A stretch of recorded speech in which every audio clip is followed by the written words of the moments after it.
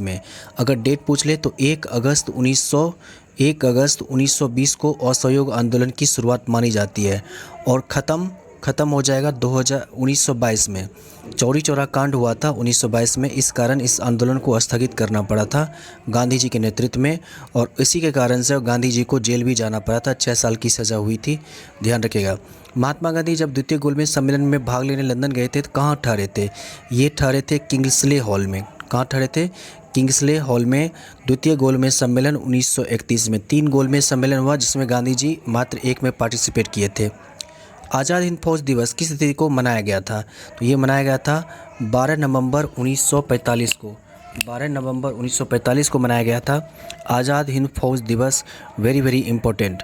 Next question है, British काल में किस एक्ट में विद्वान भारतीयों को बढ़ावा देने तथा देश में आधुनिक विज्ञान के ज्ञान को प्रोत्साहित करने के सिद्धांत को शामिल किया गया? इनमें से किस एक्ट के तहत?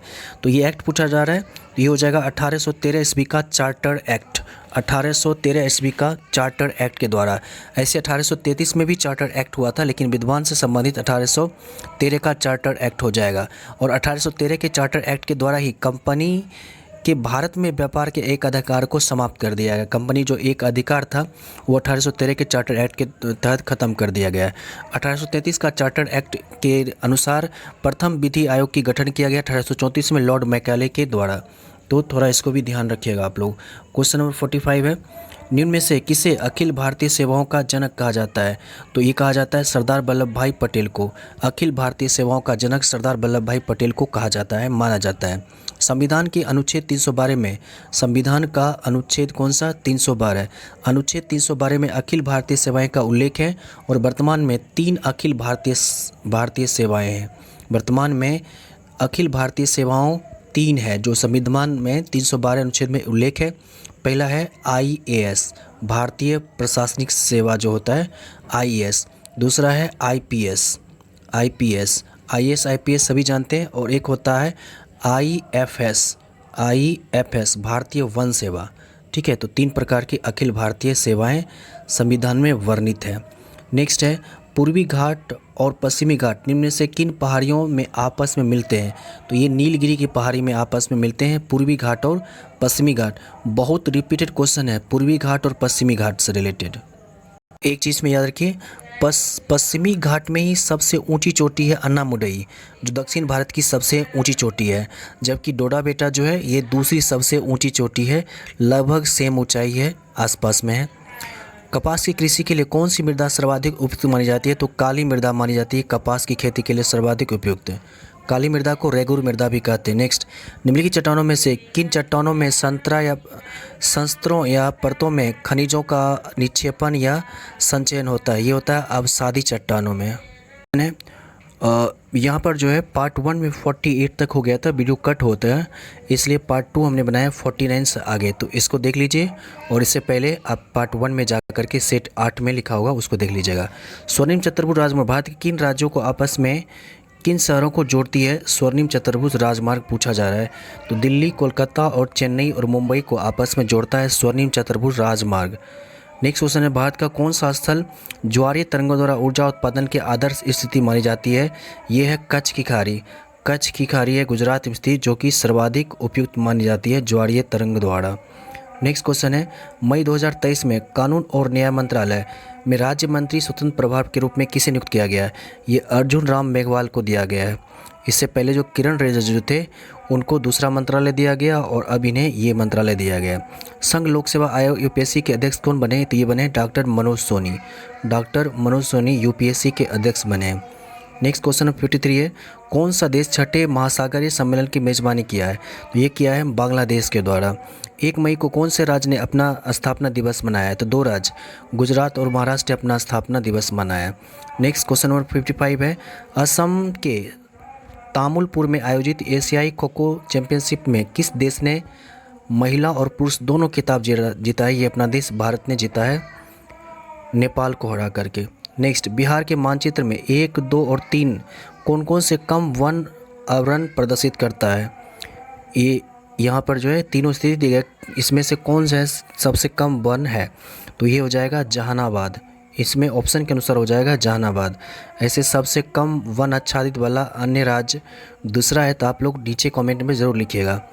सी ड्रैगन एक्सरसाइज 2023 किन दो देशों के बीच हुआ था? तो भारत और यूएसए के बीच में हुआ था सी ड्रैगन एक्सरसाइज 2023। देखिए ड्रैगन लिखा हुआ है तो बहुत सारा स्टूडेंट्स छीन देंगे, गलत हो जाएगा। नेक्स्ट है 58 95 अकादमी पुरस्कार में किस भारतीय फिल्म ने सर्वश्रेष्ठ वीरचित्र लघु फिल्म श्रेणी में ऑस्कर पुरस्कार जीता है? तो ये the elephant whispers, the elephant whispers, ध्यान रखिए, वेरी इंपॉर्टेंट है। क्वेश्चन नंबर 59 है विनोबा भावे भू आंदोलन की शुरुआत किस राज्य से किए थे? तो ये आंध्र प्रदेश से किए थे। याद रखिए विनोबा भावे को जो है भारत रत्न से भी सम्मानित किया जा चुका है। नेक्स्ट क्वेश्चन सत्यशोधक समाज की स्थापना किसने की? तो ज्योतिबा फुले ने सत्यशोधक समाज की स्थापना की है। कब की है? तो नीचे आप लोग कमेंट बॉक्स में लिखिएगा अगर ध्यान है, या सर्च करके ज़रूर लिखिएगा क्योंकि बहुत बार क्वेश्चन रिपीटेड है। वह हड़प्पा कालीन नगर जिसका प्रतिनिधित्व लोथल का पुरातत्व स्थल करता है किस नदी पर है? तो लोथल जो है ना भोगवा नदी पर है, और राज्य पूछेगा तो गुजरात में है। इनमें से किसे यूरोप में पुनर्जागरण का अग्रदूत माना जाता है? पुनर्जागरण का अग्रदूत दांते को माना जाता है, दांते को माना जाता है पुनर्जागरण का अग्रदूत। और उसके बाद नाम आता है पेट्रोक का, पेट्रोक का नाम उसके बाद आता है, पहले दांते का नाम आता है, जो फ्लोरेंस नामक शहर में इनका जन्म हुआ था, इटली में। भारत में पहला कपड़ा मिल कहाँ संचालित हुआ था? तो भारत में पहला कपड़ा मिल जो है बम्बई में संचालित हुई थी। तो बम्बई ऑप्शन में नहीं है, इसलिए ई राइट आंसर हो जाएगा। नेक्स्ट क्वेश्चन है अलाउद्दीन खिलजी के बारे में लिखित में इस कथनों पर विचार कीजिए। पहला कथन है अलाउद्दीन ने घोड़ों दागने प्रथा की शुरुआत की, सही है। अलाउद्दीन ने पहला सुल्तान था जिसने अपने सैनिकों को नगद, ये भी सही है। अलाउद्दीन खिलजी के पास सबसे विशाल अस्थायी सेना थी, ये भी सही है। उपयुक्त में से एक से अधिक हो जाएगा। किस नदी पर नागार्जुन सागर परियोजना स्थित है? तो ये कृष्णा नदी पर स्थित है नागार्जुन सागर परियोजना। किस प्रसिद्ध संगीतकार ने तबले का आविष्कार किया? अमीर खुसरो ने किया तबले का आविष्कार, तानसेन ने नहीं किया बल्कि अमीर खुसरो के द्वारा किया गया। नेक्स्ट है पश्चिमी तटीय मैदान के विभाजन के संदर्भ में निम्नलिखित में से कौन सा युग्म सही सुमेलित है? कौन सा युग्म सही सुमेलित नहीं है, ये पूछा जा रहा है। तो महाराष्ट्र कोंकण तट सही है, केरल कोरोमंडल जो है, और उसके बाद गुजरात काठियावाड़ तट उपयुक्त में से एक से अधिक, या इनमें से कोई नहीं। क्वेश्चन नंबर 67 कह रहा है कि कौन सुमेलित नहीं है? 67 में बी इज राइट आंसर हो जाएगा। ये जो केरल जो है कोरोमंडल, ये सुमेलित नहीं है। हाँ, तो कोरोमंडल तट हो जाएगा आंध्र प्रदेश से तमिलनाडु के, आंध्र प्रदेश और तमिलनाडु के तटीय मैदान को कोरोमंडल कहा जाता है। यहाँ पर केरल लिखा हुआ है इसलिए ये गलत है। आंध्र प्रदेश तमिलनाडु के तटीय मैदान को कोरोमंडल कहा जाता है। 68 डैश को समान रूप से शैल, मलबा या ढाल गिरने वाली मिट्टी के वृहद संचालन के रूप में परिभाषित किया गया है। तो ये कहा गया भूस्खलन को। हिमनद के द्वारा लगाए गए पदार्थ जैसे छोटे बड़े शैल, रेत एवं तलछट मिट्टी निक्षेपित होते हैं, उन्हें हिमनद डैश कहा जाता है। तो उन्हें हिमनद हिमोड के नाम से जाना जाता है। क्वेश्चन नंबर 70 है किस भारतीय राज्य की सीमाएं चीन, नेपाल और भूटान से जुड़ी हुई है? तो ये सिक्किम है, ये तीनों से जुड़ा हुआ है। जबकि मिजोरम की बात करें, मिजोरम की सीमा म्यांमार और बांग्लादेश, दो देशों से जुड़ी हुई है, म्यांमार और बांग्लादेश से। और अरुणाचल प्रदेश भूटान, चीन और म्यांमार से, भूटान, चीन और म्यांमार से, भूटान, चीन और म्यांमार से अरुणाचल प्रदेश, ठीक है। और नेपाल से नहीं है। नेक्स्ट हिमाचल प्रदेश में स्थित लाहुल और स्पीति घाटियाँ कुल्लू घाटियाँ से डैश द्वारा जुड़ी हुई है। एक दर्रा है, इस दर्रे का नाम है रोहतांग दर्रा, रोहतांग दर्रा से जुड़ी हुई है। नेक्स्ट है लोक हितवादी मुकदमे की संकल्पना किस देश से उद्भव हुआ है? तो ये लिया गया है यूएसए से, यूनाइटेड स्टेट ऑफ अमेरिका से लिया गया है। और भारत में जनहित याचिका की शुरुआत PN भगवती ने की थी। भारत में जनहित याचिका सर्वप्रथम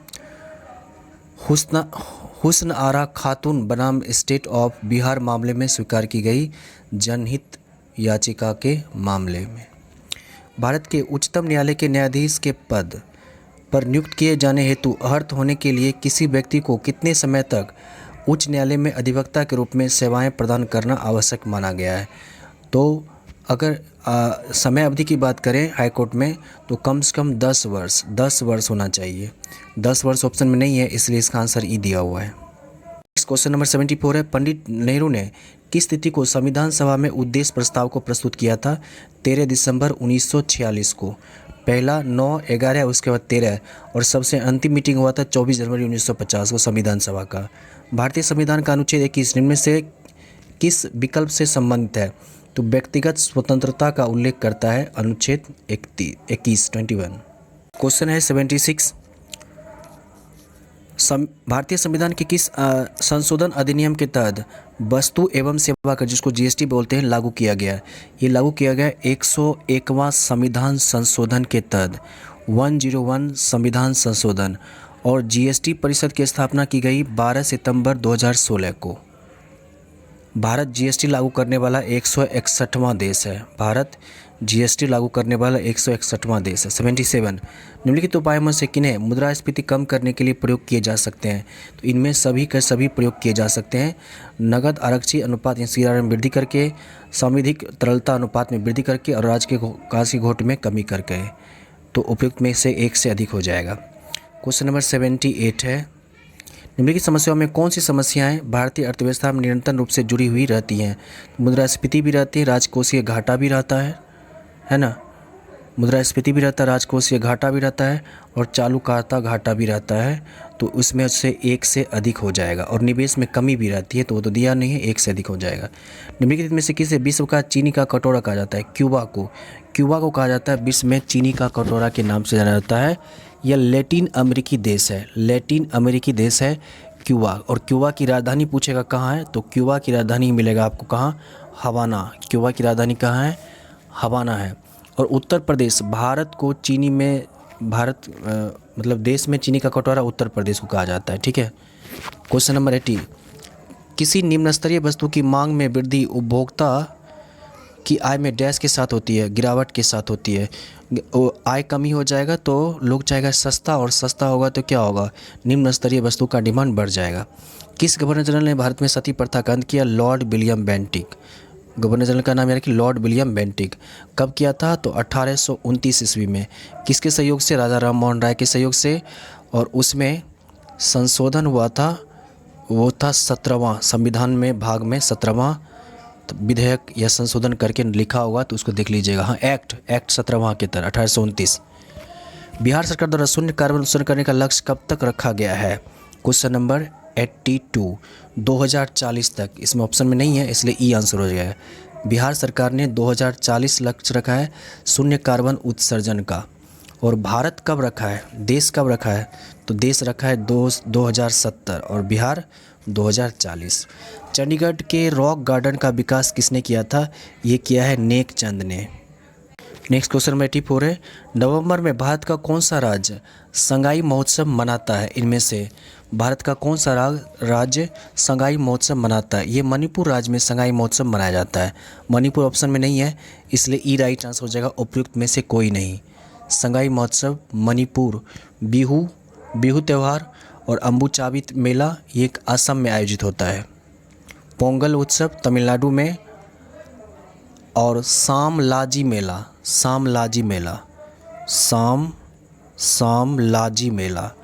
ये होता है गुजरात में, सामलाजी मेला। ठीक है। 85, निम्नलिखित में से कौन सा समुद्री बंदरगाह और तेल परिसंस्करण केंद्र दोनों है? तो ये है मंगलुरु, हल्दिया और विशाखापट्टनम। मंगलुरु, हल्दिया और विशाखापट्टनम ये क्या है?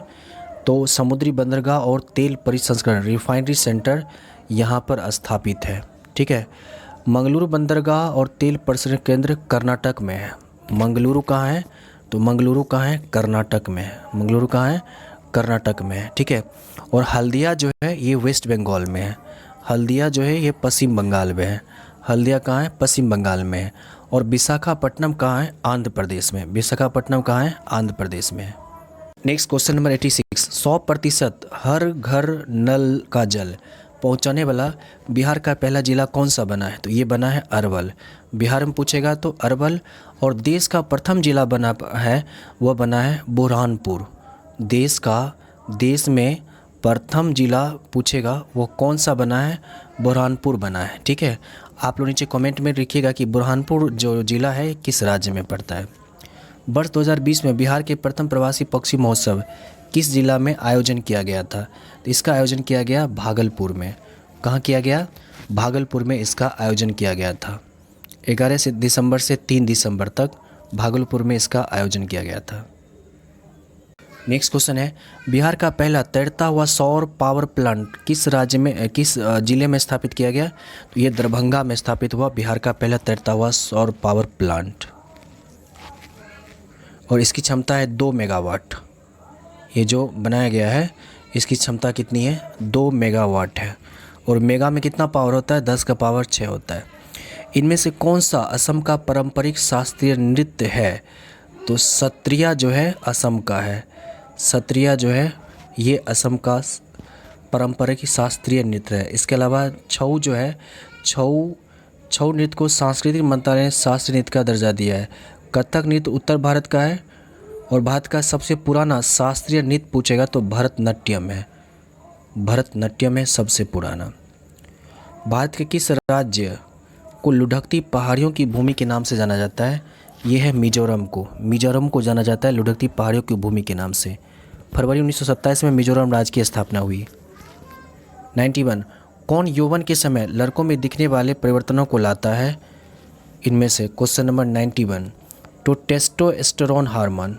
टेस्टोस्टेरोन ऑप्शन में नहीं है, इसलिए ई राइट आंसर हो जाएगा।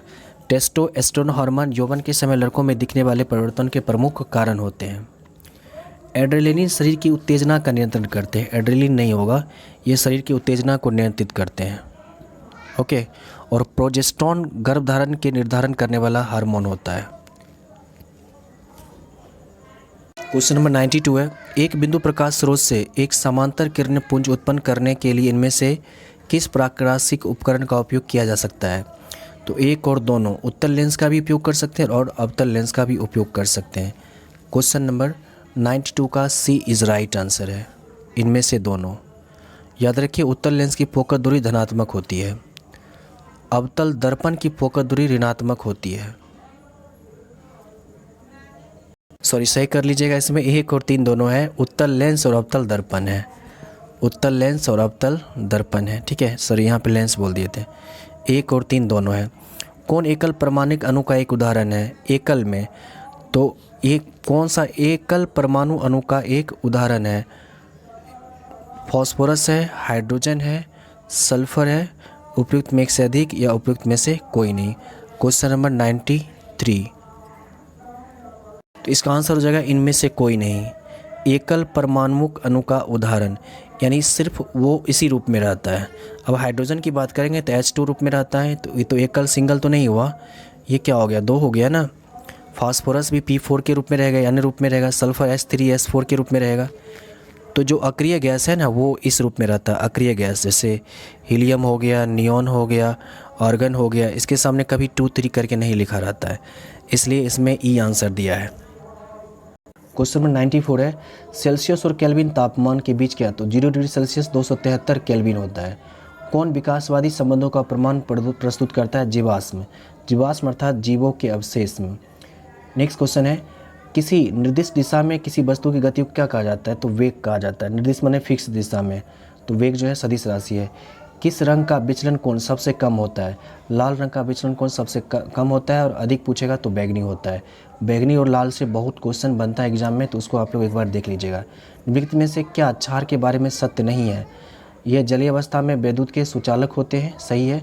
स्वाद में कड़वे होते हैं, ये भी सही है। जलीय माध्यम में OH का निर्माण करते हैं, ये भी सही है। इसमें कह रहा है सत्य नहीं है, तो उपयुक्त में से कोई नहीं। उपयुक्त में से कोई नहीं, ये आंसर हो जाएगा। द्रव के ठोस में परिवर्तन की प्रक्रिया को क्या कहा जाता है? तो ये होता है सब्लिमेशन, घनीकरण। द्रव को ठोस में बदलने की प्रक्रिया को। नाउ क्वेश्चन नंबर 100 है, वस्तु के जड़त्व को इनमें से किस में मापा जाता है? तो वस्तु के जड़त्व को ये पूछा जा रहा है, इनमें से किस में मापा जाता है? तो वस्तु के जड़त्व को द्रव्यमान में मापा जाता है। वस्तु के जड़त्व को द्रव्यमान में मापा जाता है, इनमें से कोई नहीं हो जाएगा। और न्यूटन का जो प्रथम गति नियम है वो जड़त्व के नियम से ही संबंधित है, और जड़त्व के नियम को ही गैलीलियो का नियम भी कहा जाता है। निम्नलिखित में से कौन उभयचर नहीं है? उभयचर नहीं है। इनमें से कौन उभयचर नहीं है? मगरमच्छ उभयचर नहीं है। मगरमच्छ सरीसृप में आता है, रेप्टाइल्स में आता है, रेंग कर चलने वाले में। जबकि हाइला और दादुर ये मेढक की एक प्रजाति है। नेक्स्ट क्वेश्चन है, बेकिंग सोडा बनाने में निम्न में से किस अम्ल का प्रयोग किया जाता है? टार्टरिक अम्ल का। टार्टरिक अम्ल का प्रयोग किया जाता है बेकिंग सोडा बनाने में। नेक्स्ट क्वेश्चन है, इनमें से किस एक को अंतःस्रावी ग्रंथि नहीं कहा सकता? तिल्ली को। तिल्ली जो है इसे रक्त बैंक भी कहते हैं और इसे आरबीसी का कब्रगाह कहा जाता है तिल्ली को। इनमें से कौन स्वपोषी होता है? शैवाल जो है स्वपोषी होता है, बाकी वो दोनों परपोषी होता है। लाइपेज का स्रवण कहाँ होता है? तो अमाशय और अग्नाशय ग्रहणी से लाइपेज का स्रवण होता है। लाइपेज एक प्रकार का एंजाइम है। निम्नलिखित में से कौन सी दूरी की इकाई नहीं है? तो एंगस्ट्रम और प्रकाश वर्ष भी है, माइक्रो सेकेंड नहीं है, समय का है। क्वेश्चन नंबर 100 है, प्रकाश में किस रंग की चाल कहाँ से गुजरने पर सबसे कम होती है? बैगनी की चाल सबसे कम होती है, लाल का सबसे अधिक होता है। निम्नलिखित में से कौन सा जोड़ा सही है? तो गेहूं धान लेगुमिनोसी है, ये सही है। नाउ क्वेश्चन नंबर 110, गहरी सांस लेने में कितने लीटर गैस ग्रहण किया जाते हैं? 3.5 लीटर गैस ग्रहण कर सकते हैं। अपशिष्ट प्रबंधन के करने की प्रक्रिया का पहला चरण पृथक्करण है। अपशिष्ट के विभिन्न चरणों में पृथक्करण के संबंध में गलत विकल्प का चयन करिए। यह एक लैंडफिल में जाने वाला अपशिष्ट की मात्रा को बढ़ा देता है, ये गलत है, बाकी सभी सही है। ना क्वेश्चन नंबर 112, निम्न में से कौन सा कथन गैसों के लिए सत्य नहीं है? तो गैस का न तो निश्चित आकार होता है और ना ही आयतन। ये कारण निम्न में से कौन सा कथन गैसों के लिए सत्य नहीं है? गैसों का ना तो निश्चित आकार होता है और ना ही आयतन, ये सही लिखा हुआ है, ये सत्य नहीं है, तो ये भी सही है। ठीक है, तो गैस ठंडी होकर फैलती है, ये जो है गलत है। गैस जब ठंडी होती है ना सिकुड़ती है, वो द्रवीभूत हो जाती है। क्वेश्चन नंबर 113, निम्न में से किसकी विद्युत प्रतिरोधकता सर्वाधिक होती है? तो कांच की विद्युत प्रतिरोधकता सर्वाधिक होती है। पौधों में उत्सर्जन के संबंध में निम्नलिखित कथनों में से एक के अलावा अन्य सब सही है, उस कथन की पहचान कीजिए। तो पौधों में उनके अपशिष्ट पदार्थों में निष्कासन के लिए कई विशिष्ट अंग होते हैं, ये जो है सही। क्वेश्चन नंबर 115, निम्न में से क्या विद्युत धारा के चुंबकीय प्रभाव का उपयोग नहीं करता है? विद्युत धारा का चुंबकीय प्रभाव का उपयोग नहीं करता, ये पूछा जा रहा है। तो इसमें आंसर हो जाएगा उपयुक्त में से एक से अधिक, डी हो जाएगा। क्वेश्चन नंबर 115, विद्युत बल्ब एवं विद्युत हीटर विद्युत धारा के चुंबकीय प्रभाव का उपयोग नहीं करता है, तो एक से अधिक हो जाएगा। काटने और बेधन उपकरण इसलिए तीक्ष्ण बनाए जाते हैं, क्षेत्र को कम करने और दाब बढ़ाने के लिए तीक्ष्ण बनाए जाते हैं। ना क्वेश्चन नंबर 117, परावर्तन कोण किसके समान होता है? प्रकाश के परावर्तन में तो आपतन कोण के बराबर होता है। संकुचनशील प्रोटीन इसमें से किस में पाई जाती है? तो पेशियों में पाई जाती है संकुचनशील प्रोटीन। वन उन्मूलन के प्रभाव के बारे में बनाए गए निम्न कथनों में से कौन सा एक सही है? तो उपयुक्त में से एक से अधिक सही है। ठीक है। 120 है, सूक्ष्म जीवों के किस समूह से मलेरिया और कालाजार के कारक जीव संबंधित है? ये संबंधित है प्रोटोजोआ के कारण।